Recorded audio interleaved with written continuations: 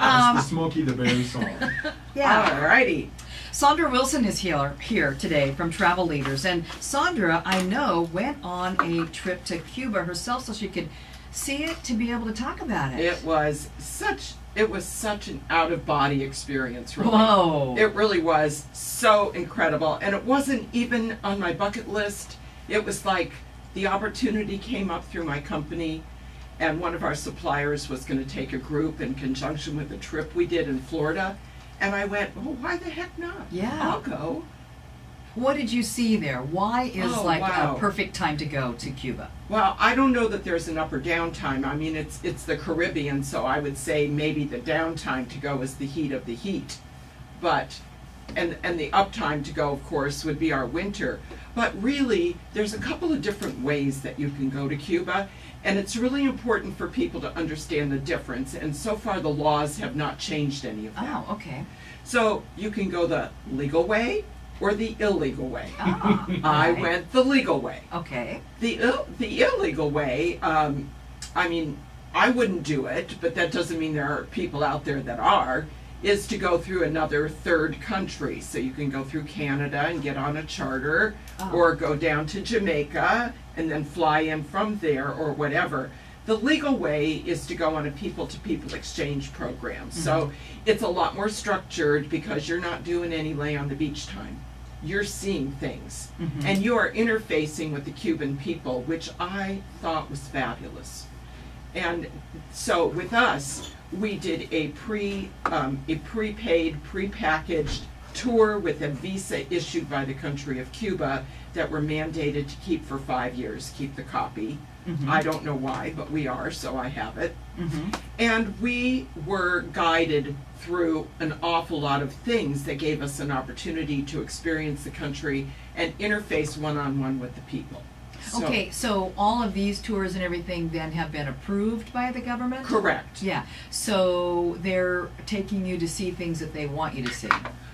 Well, Or- not that. I mean, I don't think it's like they're going to hold your hand and only let you see what they want you to see, because it's pretty hard to not see what you're going to see. Yeah, I didn't feel cocooned. okay. I felt that I was there to experience the country, the people, the culture, the music, etc. And I came out of there, I felt, with a huge understanding of the pluses and the challenges that await you when you go to Cuba. And it was a fascinating experience. What did you see? I mean, we've seen these pictures of cars from the 1950s and all that. Is that really what it looks like? It is. And I rode in an Edsel convertible Wow. from the Cuban Car Club. And that in itself was such an out-of-body experience, because I asked my driver, how do you get the parts for this thing? If you don't have a lifeline to a relative or friend that lives in the States and sends this stuff to you, your car is dead in the water. Well, that's what I meant when I said, why is it such a cool time to visit now? Because the country, as it begins to open up, it's going to be changing. It will definitely do that. So right now really is the best time to go so you can see what was left. I agree. I felt that I was like, pinch me now. There were so many things that I got to do that I think in a short time maybe won't even exist. Yeah. You know, so our tour consisted of some pretty interesting things, like meeting one-on-one with a Cuban baseball player who was a national hero, and he sat and answered whatever questions we wanted to know about. And our first question was, why didn't you leave Cuba? He was offered a position with the Red Sox, got to the airport with his mother and grandmother, and couldn't put himself on the plane because he knew he'd never see them again. Oh. And the things that you listen to and that these people are faced with every day is something that's totally not in our not what we would think of. So did anyone ask how the citizens felt about the direction that Fidel took the country all these years? Well, I have to tell you, it wasn't that we couldn't ask those questions. Yeah. It was that we were very busy talking to people, but we never really did the political thing. Okay. Mm-hmm. Our guide would answer whatever question we asked, and he was very clear about the fact that there are still hardships to life in Cuba. Yeah. food is rationed. Kids get X amount of milk. Adults have to turn in a ration coupon to get a chicken. It's still that way in Cuba. I'm sure that will change. But I did feel like I was on the cusp of seeing so many things that were going to be different fast. Yes. Kind of like, I'm thinking, kind of like China, maybe like 10 to even 15 years ago. Yeah, true. Because we stayed, when we got off the plane, they took us to one of these resort areas that's where we stayed. And I wrote it down. Let's see if I can find it. Valadero Resort Area outside of Havana. Brand new, big, huge, high-rise resorts on the ocean. Very fancy, marble lobbies and beautiful rooms.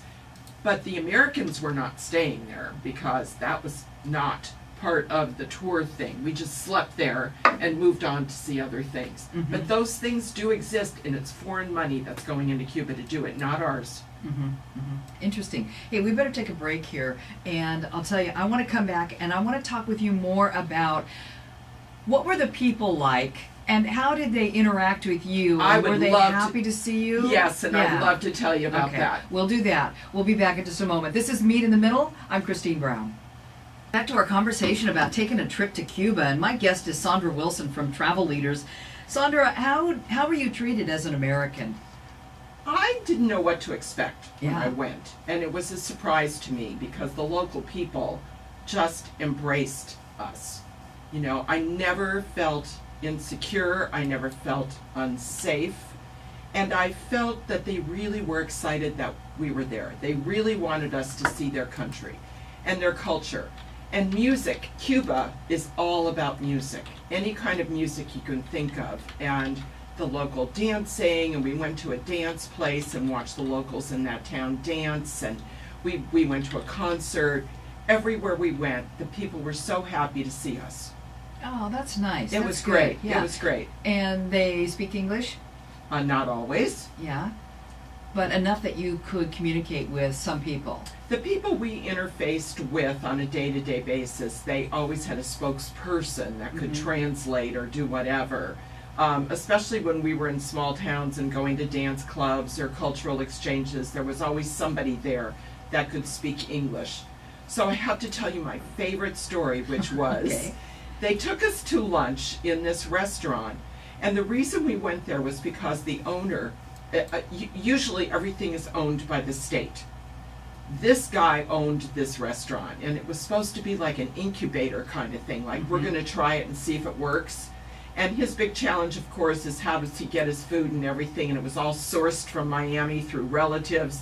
We had an interesting experience there, and when we were all done, one of my buddies was talking to a guy sitting on a stoop across the street, and she said, "Oh, we'd love to see your house," and he had the entire group walk through his house. Oh, wow, that's great. So we Yeah, I love definitely that see stuff. how everybody was accessible to us. We never felt we couldn't interface. Yeah. Well, talking about restaurants, I mean, for me, travel is often defined by the fabulous food that you can eat in other countries. How was their food? I thought their food was very good. I would definitely say it's more Latin, like more Puerto Rican maybe than Mexican, but it does have that kind of flavor. Some of it was great. Some of it not so great, but I think you'd have that anywhere you go. Yes. All right. So what would it cost me? How long were you there, for example? Well, they did a quickie for us. We were Uh-huh. only there for 5 days. Okay. Most of the trips to Cuba are probably 10 to 12 days. And it isn't inexpensive because because of all the paperwork and, a couple $1,000, not counting your air, and I never mentioned that we were on a charter out of Miami, so people are now flying direct from Miami into Havana. However, if you've got to have the paperwork in order to be able to do that, or to have had a passport showing that you have roots in Cuba. So it's still controlled how you get there and get home. Yeah, very controlled. And what about the money? You can't use American dollars. No, can you? Of I'm course not. really happy you asked that, because that was kind of a little bit wacko. Yeah. You have to know, and this will change, totally will change, that at the moment you have to change all of your cash or whatever you want to change into kooks. That's what they call them, CUCs. and that's the currency of Cuba. You get the same exchange rate no matter where you are. There is no such thing as an ATM machine. You're changing it in your hotel or in a bank, you're still going to get the same exchange rate. It has to be done with cash. They will not take American credit cards, debit cards, anything, because there is still not a relationship with American banks. Mm-hmm. Okay. So that was interesting. Very interesting. So, in terms of, let's say, the top places around the world because they're really interesting, where would you put this trip? Is that up there? Oh yeah, I think it's up there because I felt like history was Yes, living okay. while I was there. I could go on forever and ever, and we don't have enough time. But if people want to go back in time and see the Cuba that it is today, you can see beautifully restored downtown Havana, and then you can walk 3 blocks and the buildings are crumbling. Mm-hmm. All of this is because of our embargo, or a lot of it. Mm-hmm. But the buildings are being renovated and Cuba is coming alive. And economically, it will definitely continue to improve. It's going to change, that's for sure. For sure. Yes. John, we got to take another break here, and when we come back, here's another question that I want to talk with Sandra about, and we're going to go beyond Cuba because she's, travel expert. So where are the bargains around this planet these days, based on season and all? We'll get some good ideas out of that. Stay with us I hope here. so. Get your paper and pencil out because I think that Sandra's going to give you some pretty good ideas here. Sandra Wilson from Travel Leaders. The question is, where are the good bargains around the planet these days for a trip? Well, when you come into Travel Leaders, and I do digress, I do have to say, by the way, if you want to go to Cuba, we sell it. Okay, yeah. Through a couple of really, really good suppliers, and you are way better off booking it through an agent. Okay, I digress, that's over. Now, as far as where are the bargains, we would have you come in and we would talk to you about what are the things that you love to do. So we would definitely key into what is your hot button and what kind of vacation do you want, because as you said, the planet, it's all over the map, right? You can do anything. Anything. So I just got back from Europe, and I was sharing over the break with Christine how much I absolutely loved being in Europe, because the euro has gone down so low that it's almost at par with the dollar, and it's making a huge difference in your spending and your vacation and your prepaying and all the things you want to do in Europe. Europe is on sale this summer, and that's great. And it's great. It's your way to go, because honestly, travel to Europe this summer has been up about 25%. People know that that's a bargain.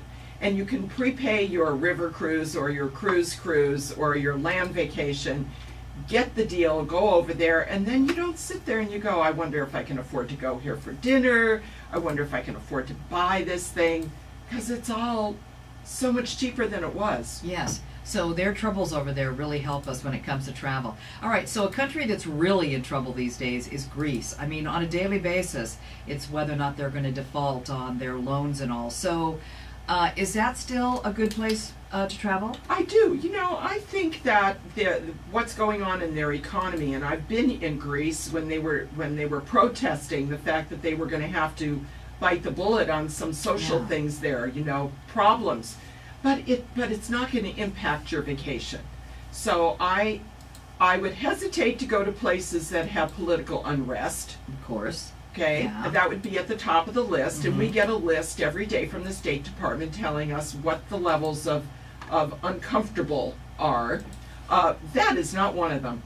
And I think that you would see that people would continue to go there because all the cruise ships are still going there. I mean, the cruise ships are going to pull out of things that are giving them angst.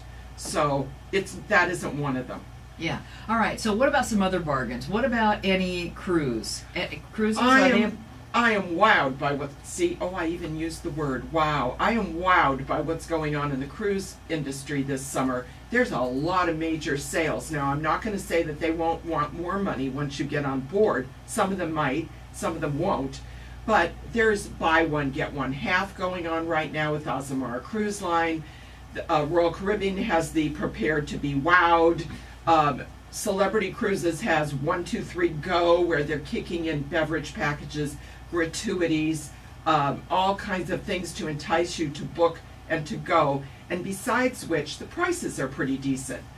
But I have this conversation with John on my own radio show. Mm-hmm. Don't sit back and wait for the prices to be better because the ships are going out empty, so they're going to give it away. That is not the case. No. So, no, plan in advance and buy what you want because the prices will not go down. There will be promotional deals coming along that you can take advantage of. But the prices, those cabins are they sell out, and they're not going to sell their ships and send them out with space. So for Americans right now, it's a good time to travel because our dollar is strong. Some of the other economies around the world are weaker. Correct. I love that idea. People do not put it off. Vacations are just such a fabulous activity in life. Sandra, thank you so much for, joining us. It's always fun to see you, Christine. Have I me love it. anytime. We Yeah. sit and schmooze. It's fun. I know, and I just get good information from you. Okay. All right. Sandra Wilson from Travel Leaders. We're back in a moment.